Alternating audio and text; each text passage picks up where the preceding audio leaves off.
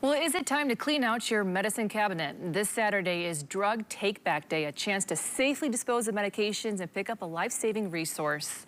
Ellen Walk, Senior Pharmacy Specialist at Priority Health, is here to talk more about the event. Thank you for being here with us, Ellen.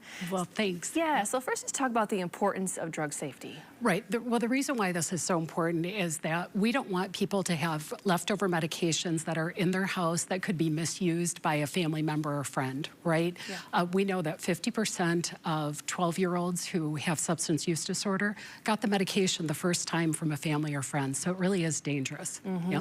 So what prescriptions or medicine should people consider disposing of during this event? Right. Well, we actually will take back any medications, whether it's over-the-counter or prescription, because the other reason why we want to make sure that this medication gets out of your house or cupboards, wherever I say kitchen cupboards, because people, you know, have them all over, is that pets and also children can get into these medications, and it can be dangerous for them as well.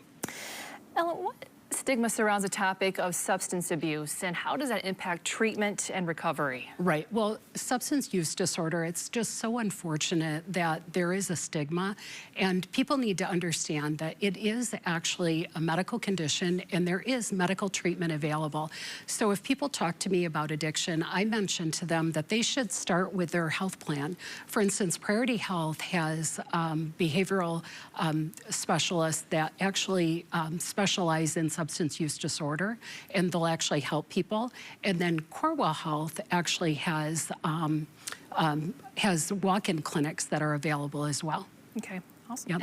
And, Ellen, you are distributing Narcan at no cost at this event. Yep, absolutely, absolutely. And I just wanted to show it here. So Narcan or naloxone, it's a nasal spray that's very easy to use. It's the opioid reversal agent, and it actually will help people if they end up with an overdose. It can save their lives so that they can get treatment and get the help that they need. So I think that that's really important.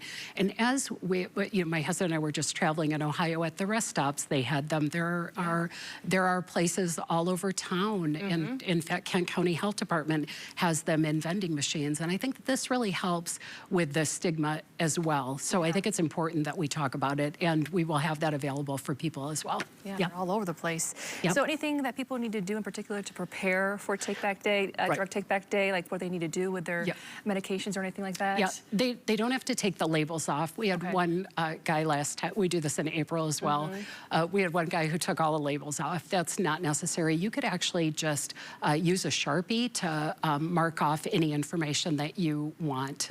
So that's one thing. We do take creams, inhalers, and all types of medications as well, just so that they're aware. Okay, so share with us all the details. Yep. So for the event. Yeah, so for the event, I will be at Priority Health, the main campus, come in off of Leonard, and if it's bad weather like it's been the last couple of days, don't worry, it's a drive-up event, so you don't even have to get out of your car. We make it really easy.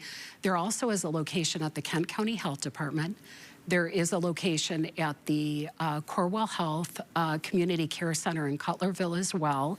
And so if they can't find those locations close to them, they can go to the DEA Drug Take Back Day, and there will be a locator available for a location.